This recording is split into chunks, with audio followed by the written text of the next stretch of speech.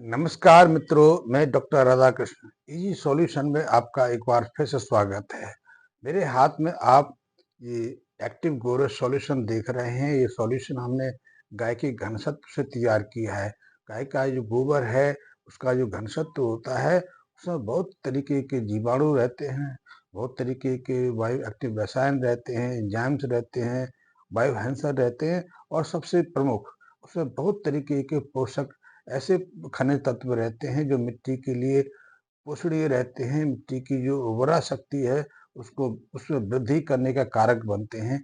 तो ये जो गोबर घनसत्व है, हमने इसी मिश्रण से तैयार किया है। और जब हम नियमित रूप से इस गोरस सॉल्यूशन का प्रयोग अपनी मिट्टी में करते हैं, तो मिट्टी की जो संरचना है, मिट्टी की जो संरचना है, उसमें बहुत तेजी से बदलाव आता है। जैसे कि आज हम देखते हैं कि हमारे खेत की मिट्टी कठोर हो गई है, हार्ड हो गई है, उसमें पानी होल्डिंग कैपेसिटी घट गई है और जो फसल लगाते हैं, जो पेड़-पौधे हम उस मिट्टी में रोपते हैं, उसकी जड़ें ज़्यादा गहराई से नहीं जा पाती हैं। इसीलिए हमारी फसलें या हमारे पेड़-पौधे, चाहे वो पेड़-पौधे साग-सब्जियों के हों, फलों के हों, किसी भी चीज़ के हों, पोषक तत्वों की कमी के कारण बीमार हो जाते हैं, उनका पूरी तरह से विकास नहीं होता और इसीलिए हमें बार-बार कई तरह के खाद डालने पड़ते हैं।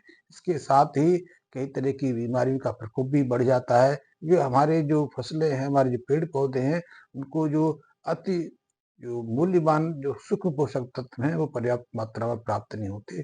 तो इसके प्रयोग से मिट्टी भुरभुरी हो जाती है। तो जो भी पेड़-पौधे हम लगाते हैं, जो भी फसलें हम लगाते हैं, उसकी जड़ें गहराई तक जाने शुरू होती हैं। साथ ही मिट्टी की जो वाटर होल्डिंग कैपेसिटी है वो बढ़ जाती है। इसके अलावा इस कोरस सॉल्यूशन का सबसे महत्वपूर्ण कार्य है कि मिट्टी के जीवांश को पैदा करना। अब हमारी मिट्टी के अंदर जीवाश्म नहीं है, जीवाणु की संख्या बहुत घट गई है और ऑर्गेनिक कार्बन तो अब नाम मात्र को बचा है। दरअसल तीनों का एक ही महत्व है। जीवाश्म कहें, ह्यूमस कहें या ऑर्गेनिक कार्बन कहें या जीवाणु कहें, इन तीनों चारों की संख्या बहुत तेजी से घट गई है और इसीलिए कई तरह की दिक्कतें हमें एग्रीकल्चर में देखने को मिल रही हैं। तो इन सबको सुधारने में ये जो एक्टिव गोरस सॉल्यूशन है या इसके जो बैक्टीरिया हैं या इसमें जो बायो एक्टिव रसायन हैं, बहुत ही अच्छा प्रभाव डालते हैं। और जब हम इसका नियमित रूप से प्रयोग करते हैं, तो आप देखेंगे कि आपकी मिट्टी की संरचना बदलने लगी है। अब मिट्टी भुरभुरी होने लगी है, उसकी वाटर होल्डिंग कैपेसिटी बढ़ गई है। आप जब किसी फसल को लेते हैं, उसके साथ में गोरस सॉल्यूशन का प्रयोग करते हैं, तो अब आपको बार-बार ना तो सिंचाई की आवश्यकता होती है। तो इसका सबसे बड़ा हल तो यही है। इस पे हम ज़्यादा विस्तार से बात करें, उससे पहले कुछ ज़रूरी बातें हैं, जिनको मैं आपके सामने रखना चाहता हूँ। सबसे पहली बात तो यही है कि 1990 के आसपास तक, 2000 तक हमारे किसान आज की तुलना में आधा खाद डालते थे। बंधड़ खाद से उनका काम चल जाता था। लेकिन जो भी फसल वो लेते थे, जो भी साग-सब्जियाँ लेते थे, फल लेते थे, उसकी उत्पादकता की जो दर थी, 90% से अधिक रहती थी।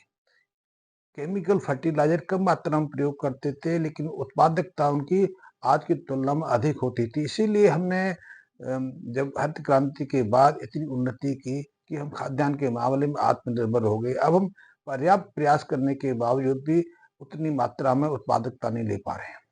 ये हमारे सामने समस्या खड़ी हुई है। इसका एक कारण है। कारण ये है कि 1980 तक 90 तक हमारे खेतों की मिट्टी है, उसमें पर्याप्त मात्रा में जीवांश होता था। पर्याप्त मात्रा में ऑर्गेनिक कार्बन रहता था, जीवाणुओं की संख्या पर्याप्त होती थी और हजारों तरह के जीवाणुओं के समूह हमारी मिट्टी में सक्रिय थे।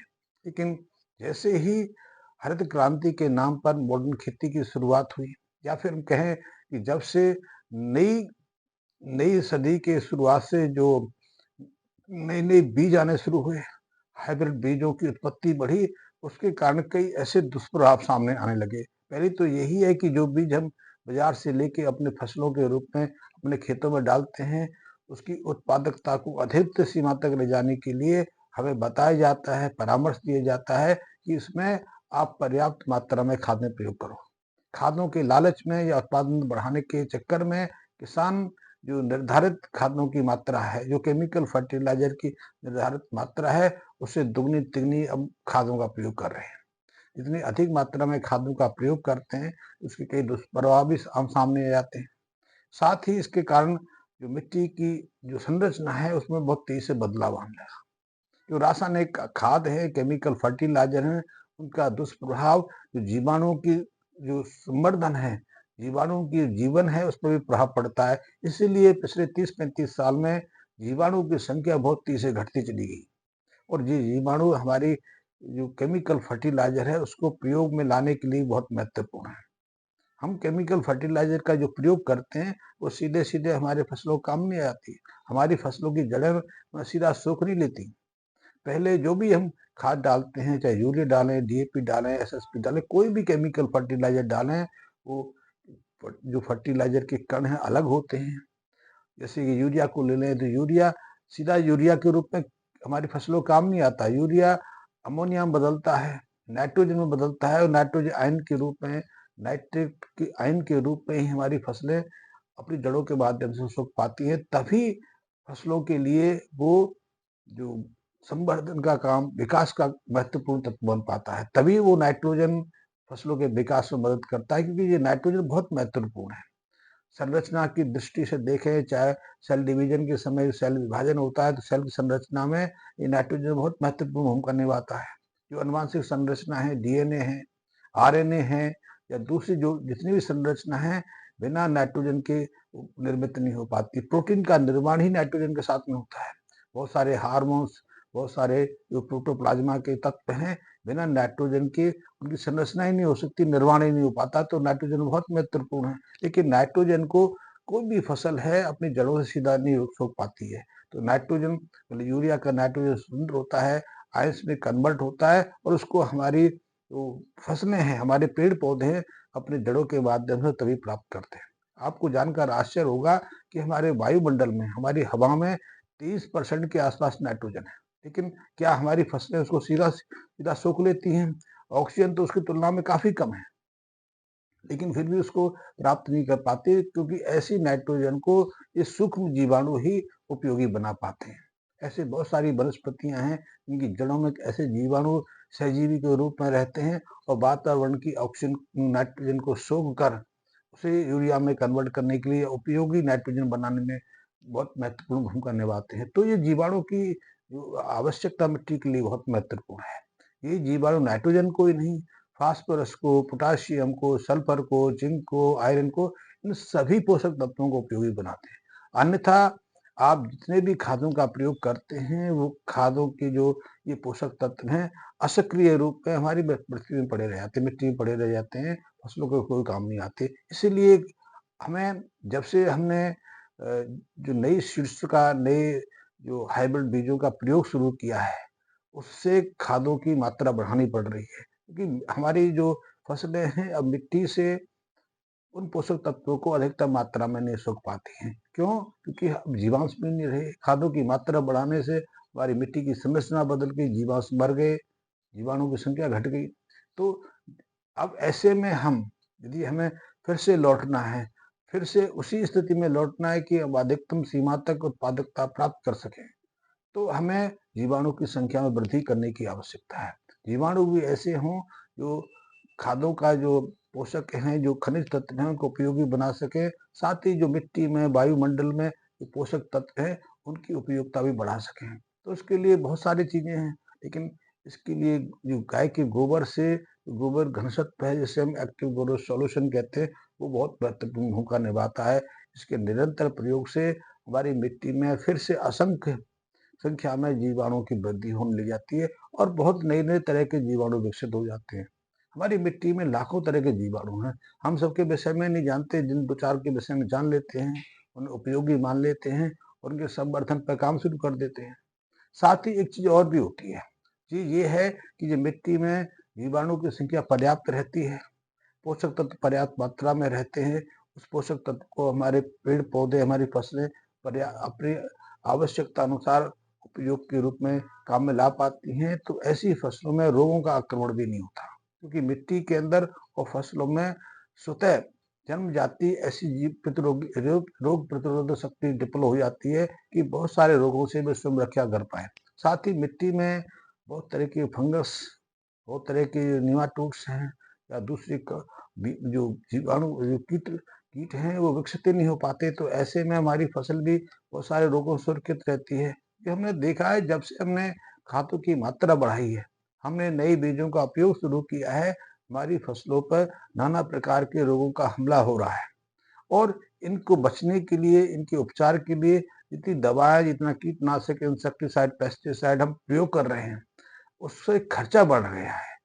खाद तो आवश्यक है, खाद तो हमें अपनी फसलों में डालने अति जरूरी है, क्योंकि इन्हीं के माध्यम से फसलों का विकास होता है। लेकिन दवाएं तो आवश्यक नहीं है। हमें भोजन की आवश्यकता है, भोजन किस रूप में ले वो हमारा विवेक है। हम प्राकृतिक रूप से गेहूं अन्न का प्रयोग करें, दूध का प्रयोग करें, गुड़ शक्कर का प्रयोग करें, या फिर पिज्जा, बर्गर, समोसा, नूडल्स, जो आधुनिक फास्ट फूड है, इसका प्रयोग के माध्यम से अपना आहार ले, ये तो हमारी विवेक बुद्धि है। क्योंकि ऐसे प्राकृतिक परिष्कृत भोजन से हमारा जो आंतरिक पाचन तंत्र है डिस्टर्ब हो जाएगा, हमें पूरे पोषक तत्व नहीं मिलेंगे, क्योंकि बनाने की प्रक्रिया में पोषक तत्व नष्ट हो जाते हैं। ठीक इस तरह हमारी फसलों को, पेड़ पौधों को आवश्यक पोषक तत्वों की जरूरत है, उनको किस रूप में हम पूर्ति करते हैं ये हमारे विवेक पर निर्भर करता है। हम उसे रासायनिक खादों के माध्यम से पूरा करें या फिर प्राकृतिक तरीके से प्रयोग करें, तो हमारे विवेक पर है। या फिर जितनी मात्रा में उनको जरूरत है उतनी मात्रा में खाद दें। जैसे कि आज तो हम आवश्यकता से 3 गुना 4 गुना ज्यादा खादों का प्रयोग करते हैं। जैसे मैंने पहले बताया कि 1980 1990 के दौरान हम अपनी फसलों में आज की तुलना में आधा या 1/3 खाद का प्रयोग करते थे, लेकिन फिर भी हमें 90% तक उत्पादकता मिल जाती थी, 100% भी उत्पादकता मिल जाती थी। हमारा शरीर निरोगी था, हमारी मिट्टी निरोगी थी, उसमें किसी तरह की विषाक्तता नहीं थी। और अब तो हमने खादों के अधिकतम खादों के प्रयोग से या इन दवाओं के प्रयोग से अपने भूमिगत जल स्रोतों को भी प्रदूषित कर दिया है। इसीलिए बीमारियों का प्रकोप बढ़ रहा है। एक छोटा बच्चा जिसने अभी भोजन अन्न का सेवन ही शुरू नहीं किया, उसको भी कई तरह की बीमारियां लग जाती हैं, यहाँ तक कि उसको ब्लड कैंसर, ब्रेन कैंसर, पता नहीं क्या क्या हो जाता है। क्यों? क्योंकि जिस जिस पानी में, जिस जो उसकी मदर के पेट के अंदर जो अम्बियोटिक फ्लूइड होता है, उसमें पहले से ही विषाक्त तत्व है, क्योंकि माँ को तो वही जल पीना पड़ता है, भोजन के रूप में उसी जल का प्रयोग करना पड़ता है, उसी आहार को सेवन करना पड़ता है जो ऐसे प्रदूषित जल से पैदा होती है। तो ये जो हम खेतों में बहुत तरह की दवाएं प्रयोग करते हैं, उनके विषाक्त प्रभाव भूमिगत जल में आ गए हैं। तो इसको रोकने के लिए हम ऐसे कई चीजों का प्रयोग कर सकते हैं, जिसमें एक्टिव ग्रोथ सॉल्यूशन है। इसके प्रयोग के माध्यम से न केवल हम अच्छी फसल ले सकते हैं, फसल की वृद्धि कर सकते हैं, अपनी फसल को विभिन्न रोगों से बचा सकते हैं, स्वयं भी हम बहुत सारे ऐसे जो कठिन जटिल रोग हैं इनसे अपनी सुरक्षा रख सकते हैं। आपको किसी तरह की जानकारी चाहिए, इनका समाधान के विषय में आप जानना चाहते हैं, तो निसंकोच मेरे मैसेज बॉक्स में कमेंट्स कर सकते हैं। मैं आपकी हर समस्या का निराकरण करने की कोशिश करूंगा। तो यदि आप इसको अपनाना चाहते हैं, आप इसमें प्रयोग करना चाहते हैं, तो निसंकोच इसके लिए मुझसे संपर्क कर सकते हैं। धन्यवाद मित्रों।